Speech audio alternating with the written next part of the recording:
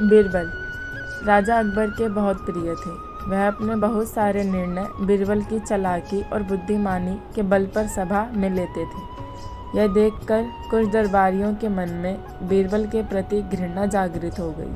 उन दरबारियों ने मिलकर बीरबल को बादशाह अकबर के सामने नीचा दिखाने के लिए एक योजना बनाया।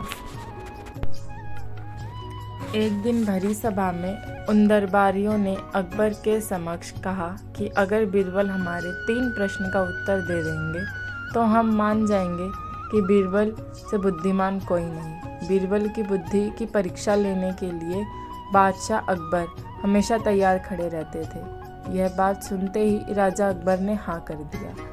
3 प्रश्न कुछ इस प्रकार के थे। प्रश्न 1, आसमान में कितने तारे हैं? प्रश्न 2, इस धरती का केंद्र कहाँ है? और प्रश्न 3, इस पृथ्वी में कितने पुरुष और महिला हैं? पहले प्रश्न के उत्तर के लिए बीरबल एक घने बालों वाले भेड़ को घर ले आए और कहने लगे कि जितने बाल इस भेड़ के शरीर में हैं उतने ही तारे आसमान में हैं।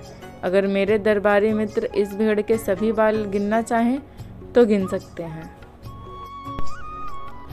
दूसरे प्रश्न के उत्तर के लिए बीरबल जमीन पर कुछ रेखाएं खींचने लगे और कुछ देर बाद उन्होंने एक लोहे की छड़ी को गाड़ दिया और कहा, यह है धरती का केंद्र बिंदु।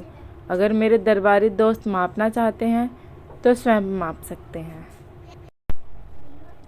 तीसरे सवाल के उत्तर में बीरबल बोले, वैसे तो यह बताना मुश्किल है कि इस दुनिया में पुरुष कितने हैं और महिलाएं कितनी हैं, क्योंकि इस दुनिया में कुछ ऐसे लोग भी हैं जिनको उस गणना में नहीं जोड़ा जा सकता, जैसे कि हमारे यह दरबारी मित्र।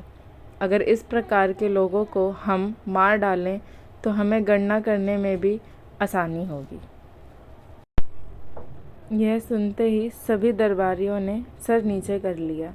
तभी राजा अकबर ने हंसते हुए कहा, बीरबल, तुमसे चालाक और बुद्धिमान कोई नहीं।